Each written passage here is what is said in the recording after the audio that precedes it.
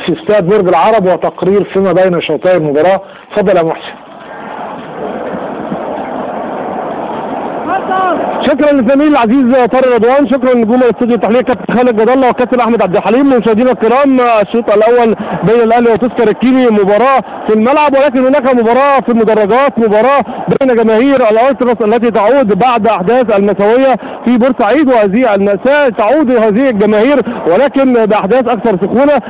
طبعا احنا عارفين ان مفيش صوره اتنقلت من داخل الملعب لبعض الجماهير، ولكن الجماهير بعض المثل لبعض يعني نقول ضحايا هذه المجزرة. هناك ايضا بعض الشماريخ، هم ولعوا 74 صاروخ في وقت واحد، ولكن هم كانوا عايزين يخلوهم يعملوا صوت جامد جدا، ولكن يعني الصوت ما ضربش بصوت عالي زي ما هم كانوا متوقعين، وحتى يعني كان في استياء بينهم من بعض داخل نقول جمهور الاهلي. في برضو احداث غريبة في المشجع اللي نزل ارض الملعب، ولكن الامن تعامل مع نزول هذا المشجع يعني بعقلانية، وقدر يعني هم قعدوا يقولوا سيبوا، فهو سابوا في الفعل الجماهير وخلوا الجمهور ده يعني الشخص اللي نزل ده عاد تاني الى مجموعه الجماهير اللي بتقعد في الدرجه الثالثه في يعني نقول امام الماسوره الرئيسيه.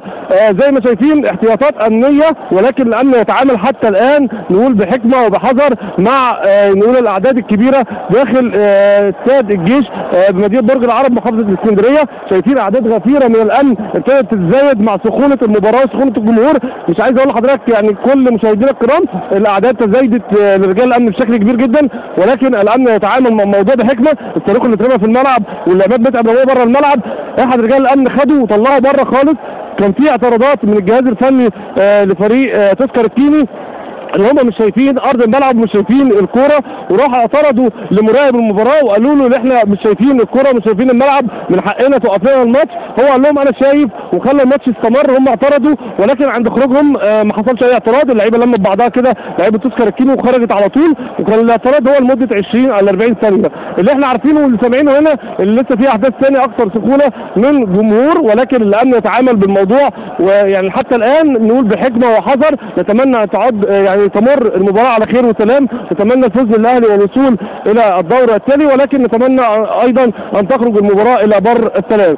انا بشكركم مشاهدينا الكرام لحسن المتابعه لهذا اللقاء من داخل ارض الملعب بين شوطي مباراه الاهلي وتذكر الكيني في بطوله دوري الابطال. والان عوده سريعه للتحليل لاستاد النيل الزميل العزيز طارق رضوان، نجوم الاستوديو التحليلي كابتن احمد عبد الحليم والكابتن خالد جد الله.